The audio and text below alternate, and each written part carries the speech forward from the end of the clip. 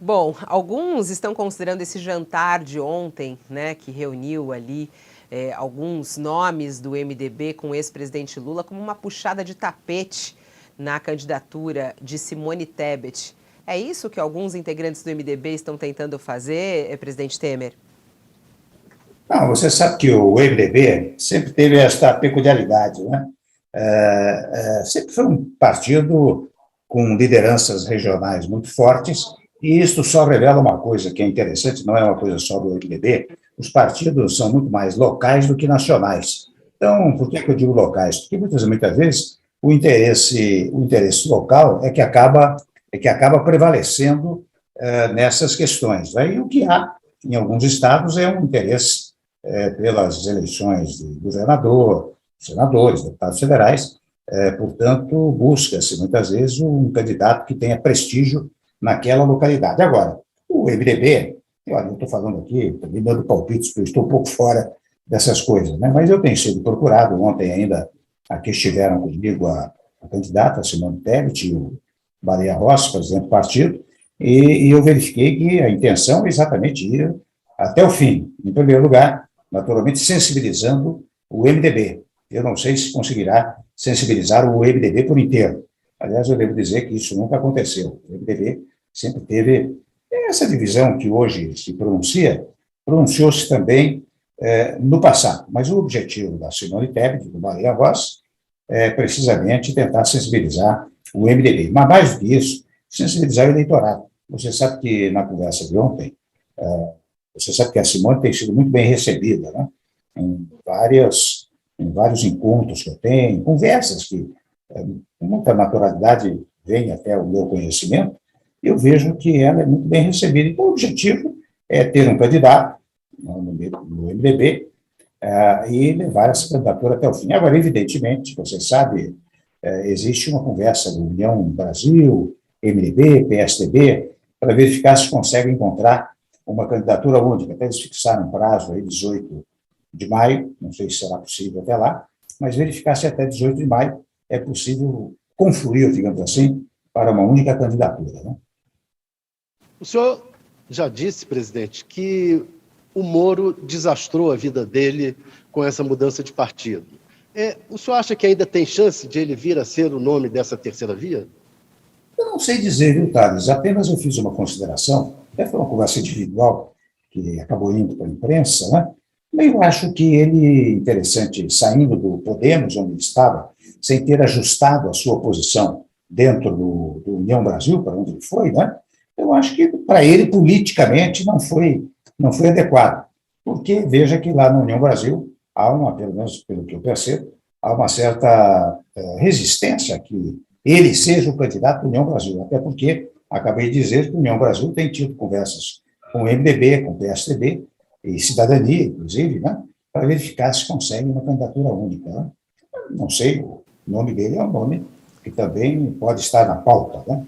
Será uma definição se, a manter-se essa coligação, digamos assim, ou essa aliança, melhor expressando, o nome dele é um nome também entre os vários que estão aí no cenário. Né? Queria voltar um pouquinho ainda do assunto do jantar, presidente Michel Temer, em relação ao apoio a Lula.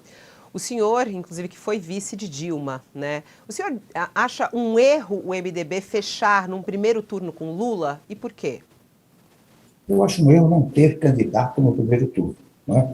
A tendência do MDB hoje é buscar um apoio popular para uma candidatura no primeiro turno. Se não for bem sucedido no primeiro turno, muito bem. Segundo turno é outra eleição. Daí vai se conversar para verificar qual o rumo, qual o caminho a ser trilhado. Né? Portanto, eu acho que isto é sempre nos partidos, particularmente no MDB, há sempre essa tendência de pretender uma candidatura própria. Agora apresentou-se alguém que está disposta, no caso da Simone Tebet, de ir, como disse há pouco, até o fim. Então, acho que vale a pena. O senhor acha que a estratégia da candidatura própria ela é importante como uma estratégia política ou porque o senhor não assina embaixo, por exemplo, o projeto de Lula e de outros partidos que estão apoiando Lula neste momento para o primeiro turno. O que eles dizem que é preciso uma frente ampla em favor da democracia para derrotar Bolsonaro.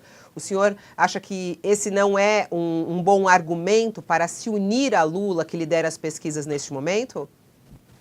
Você sabe, Fabíola, os que dizem isso deveriam pensar no seguinte, deveriam pensar, em primeiro lugar, que é preciso pacificar o país. E eu tenho dito isso com muita frequência, até sendo um pouco repetitivo, e até proposto que o candidato que vier a ser eleito, logo no dia da proclamação do resultado, deve dirigir-se à nação e dizer, olha aqui, nós vamos pacificar o país. Para pacificar o país, nós precisamos de um grande pacto. E para fazer pacto, não é só com a minha turma. Eu chamo a oposição para trabalhar conosco, eu chamo os governadores, eu chamo os presidentes dos poderes e chamo as mais variadas entidades da sociedade civil.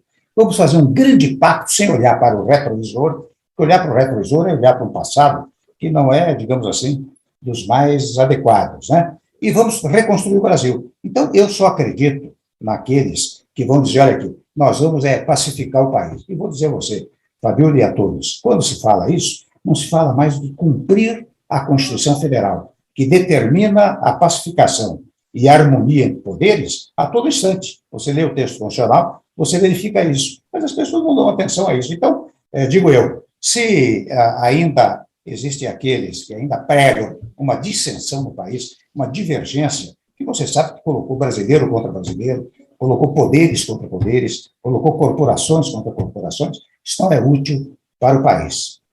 Mas o senhor é um profundo conhecedor do MDB.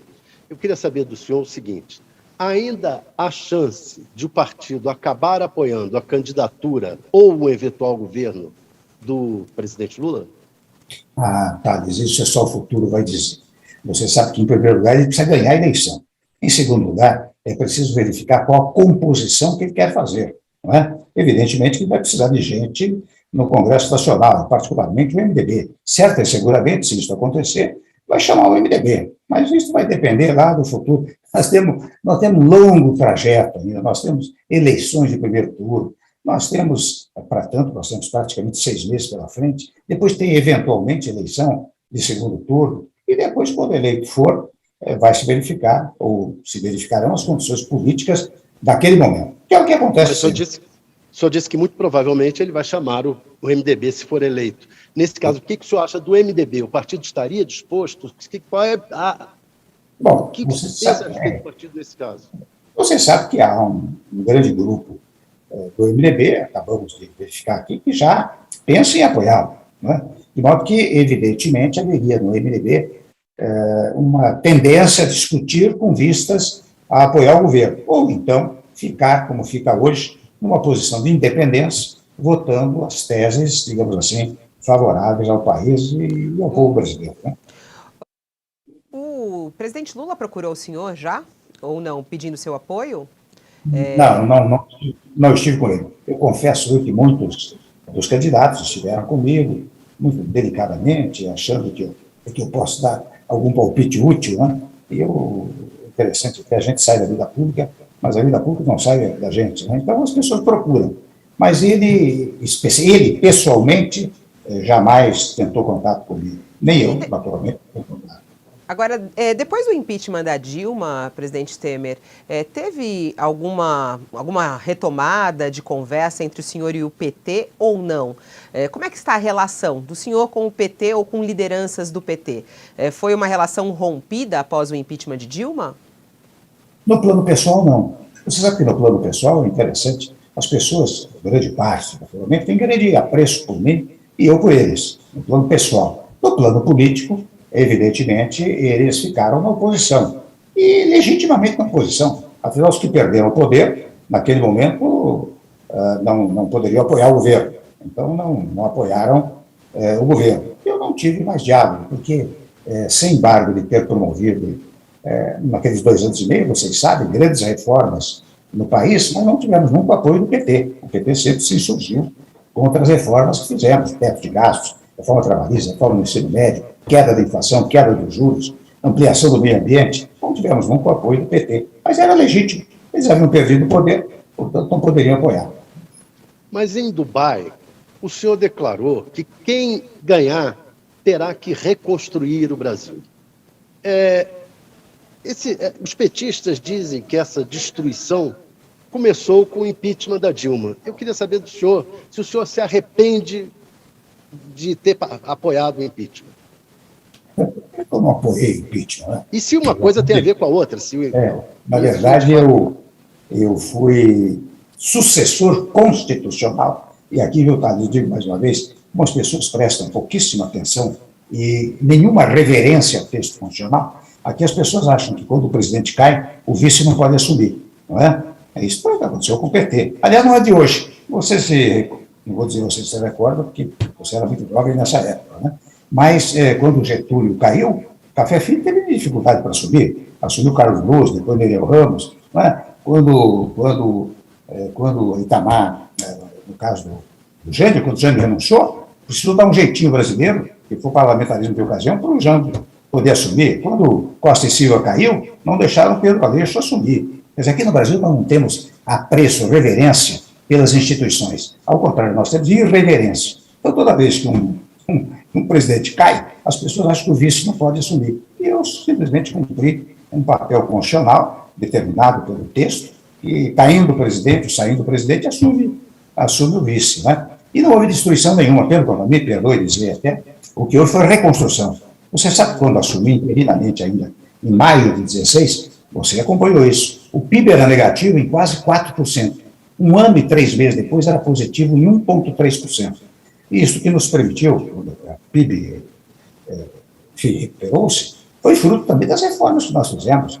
O teto de gasto de credibilidade fiscal, a reforma do ensino médio, a própria reforma trabalhista, pacificou os litígios, né? Porque, você sabe, as duas grandes forças produtoras do desenvolvimento nacional são o empregado e o empregador. Então, você não pode ter uma área de litigiosidade enorme entre eles, ao contrário, você tem que ter uma certa junção. E, de vez em quando, até aproveito para dizer, de vez em quando, dizer assim, vamos revogar a reforma trabalhista, porque a reforma trabalhista tirou todos os direitos do trabalhador. Data vênia não é verdadeiro. Basta ir ao artigo 7º da Constituição, onde estão arrolados os direitos dos trabalhadores. A reforma foi feita por lei ordinária, portanto, não pode ofender a Constituição, os direitos se mantiveram.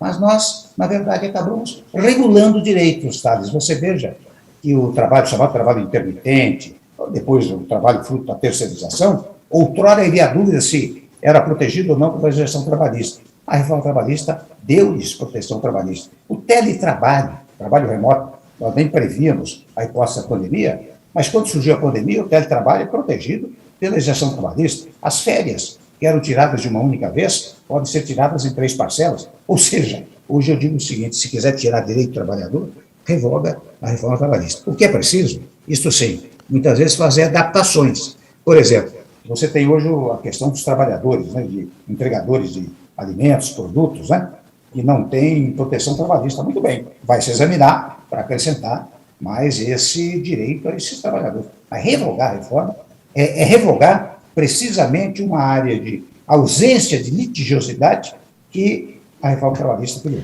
Nesse ponto, o senhor está indo justamente contrário do que muito da esquerda tem se falado, né, que é um dos primeiros pontos de revogação dessa reforma trabalhista. Aí eu queria até perguntar um outro ponto, presidente Temer, até com a sua experiência política, em relação à situação atual do presidente Bolsonaro. Muitos governistas estão bem animados com os resultados das últimas pesquisas eleitorais, não que tenha subido muito, mas Bolsonaro vem subindo nas últimas pesquisas. E eles estão acreditando cada vez mais na possibilidade de uma reeleição. Queria entender, na sua análise, como é que o senhor vê essa retomada de crescimento de Bolsonaro, até um pouco de melhora na avaliação dele, que ainda é muito ruim, né, do governo, mas uma melhora em relação às pesquisas anteriores. O senhor acha que há uma possibilidade de ele ser reeleito presidente da República? É difícil dizer, né? Teria que ter uma bola de cristal extraordinária aqui nesse momento. Né? Imagine, há 6 meses da eleição, eu seria ousado se dissesse quem vai se eleger, seria A ou B, né? Você vê que os acontecimentos políticos podem dar-se da mais variada natureza e podem modificar qualquer quadro político. Agora, eu registro que é natural o crescimento do atual presidente, afinal ele tem presidência da República nas mãos, o Auxílio Brasil, você sabe que aquele aumento dado à Bolsa Família, Auxílio Brasil, deve ter repercutido favoravelmente a ele, não há dúvida. Né? Agora, é preciso verificar o que é que vai acontecer nesse período todo até chegar às eleições. E, naturalmente, quem está no poder sempre é um fortíssimo candidato para a eleição, para a reeleição. Né? Não se pode ignorar esse fato. Não é sem razão que ele está crescendo na pesquisa. Né? O senhor considera o governo dele bom, ruim ou péssimo, ou regular? Eu acho o seguinte, eu acho que falta, sempre disse isso, falta diálogo, né? Acho que falta diálogo, simplesmente isso. Agora, vou dar um exemplo, o caso da vacina, por exemplo. Imagine você, se ele tivesse, logo no início, tivesse assumido a condução dessa questão da vacinação, visitando governadores, estados, importando as vacinas, né? E hoje, eu vou dizer a você, ninguém tiraria as eleições dele, porque é curioso, por mais que o governo tivesse colocado mais de 80 bilhões de reais para atender os vulneráveis, atender micro e pequena empresa, o fato é que as palavras eram negativas e hoje o inimigo dele é vacina. Não é? Então, realmente, há equívocos no governo, não se pode negar esse fato. Né? Mas ficaria, se o senhor fosse perguntado na pesquisa, ele não me respondeu, Thales. Se o senhor fosse perguntado na pesquisa, bom, ótimo, regular, ruim ou péssimo, aonde o senhor faria ali o X? Eu acho que nós precisamos esperar mais para responder isso, porque nós temos mais tempo de governo, não é? Nós vamos ver o que ele vai fazer nesse período. Não, já dá para responder, vai. Por favor, já dá para responder, não? Não vou responder, Fabiola, porque eu sou eleitor, mas você está perguntando para alguém que você acha que vai ter influência com a sua palavra. Eu não terei influência nenhuma. Eu estou fora do poder, fora de qualquer cogitação, mas eu não vou me atrever a fazer uma avaliação dessa natureza, apenas para dizer, bom, agora ele vai influenciar nesta ou naquela direção. Eu não vou fazer isso, até por uma razão singela. O MDB tem uma candidata a presidente da República. Né? Por falar em influência, o Arthur Lira está defendendo semipresidencialismo. O senhor é a favor do semipresidencialismo?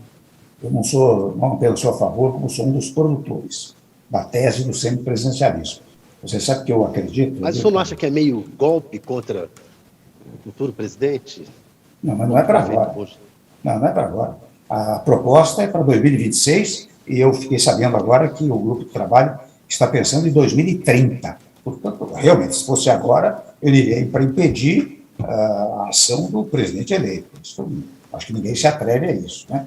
Agora, eu digo a você, tá, o seguinte, o presidencialismo, não sei se vocês vão concordar comigo, se esfarrapou no Brasil. Você veja, nós temos 33 anos da nova Constituição, tivemos 2 impeachment.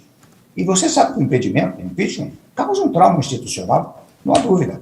Graças a Deus nós conseguimos assumir, no tempo de Itamar também, o Itamar conseguiu assumir e levar o país adiante. Mas é um pouco traumático para a política brasileira. Né? E não só isso, viu, Tades? Você sabe que eu levantei desde o tempo de Itamar, houve 396 pedidos de impedimento. E cada pedido de impedimento gera uma instabilidade, primeiro ponto. Então você precisa acabar com esses traumas institucionais que o impeachment causa, primeiro ponto. Segundo ponto, você tem que dar responsabilidade ao poder legislativo. O legislativo hoje, ele apenas legisla. Se você der a ele a responsabilidade executiva, ele vai ter que governar. E ter que governar significa que quando chegar a data da eleição, ao invés de ele ir ao município, ao estado e dizer, olha, eu trouxe verbas tais e quais, ele vai dizer, se for do bloco da situação, ele vai dizer, governei bem. Se for do bloco da oposição, eu me opus adequadamente nos pontos tais e quais. Terceiro ponto, você não tem mais trauma institucional. Você sabe que só tem governo no semipresidencialismo se o primeiro-ministro, o indicado, conseguir uma maioria parlamentar. Enquanto não tem a maioria parlamentar, você não tem governo. Se esta maioria cair, forma-se um novo governo com toda naturalidade. Você não tem mais os tais traumas institucionais. Terceiro ponto, você sabe que hoje fala-se muito de extinção de partidos políticos, que não se consegue. Até o número de siglas vai aumentando. Se você tiver este sistema, você tem um bloco de situação e um bloco de oposição. Conceitualmente, são 2 partidos. Cada bloco pode ter 10, 12 partidos, mas conceitualmente são duas tendências, 2 partidos. É diferente do presidencialismo, em que o presidente é eleito e depois que ele tem que buscar uma maioria parlamentar. E você sabe que é uma maioria, Thales, muito instável. Eu vivi isso no meu governo, tinha 16, 17 partidos que me apoiavam, mas quando mandava um projeto para o Congresso, metade do partido votava a favor, metade votava contra, um terço votava contra, enfim, uma maioria instável. Eu sou muito a favor do semipresidencialismo, naturalmente para 26, ou quem sabe para 30. Para a gente encerrar, a gente começou falando sobre a questão da Simone Tebet e a definição do MDB. Eu só queria ficar bem claro aqui, na sua análise, presidente Temer, o senhor acha que Simone Tebet é o grande nome da terceira via? O senhor defende isso porque a gente vai acompanhar aí a decisão dos partidos PSDB, Cidadania, União Brasil e MDB na definição de um candidato único. Se fala em Simone Tebet, tem João Dória, tem Eduardo Leite que corre pela lateral ali, tem Luciano Bivar. O senhor acha que Simone Tebet tem que ser o nome escolhido? São 4 nomes excepcionais, todos eles. Agora, a Simone tem uma vantagem, no modo de ver, que é a vantagem ela não tem, primeiro, não tem rejeição. Tem um histórico administrativo e legislativo muito aplaudido, né? Muito aplaudido.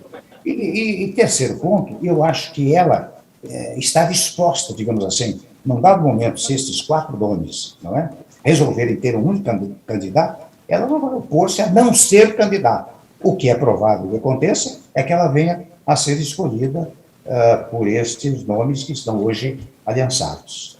O senhor se tivesse que ela fez 2 críticas ao seu governo. O senhor perdoou? Desculpa, ela fez 2 críticas ao seu governo na época. O senhor perdoou?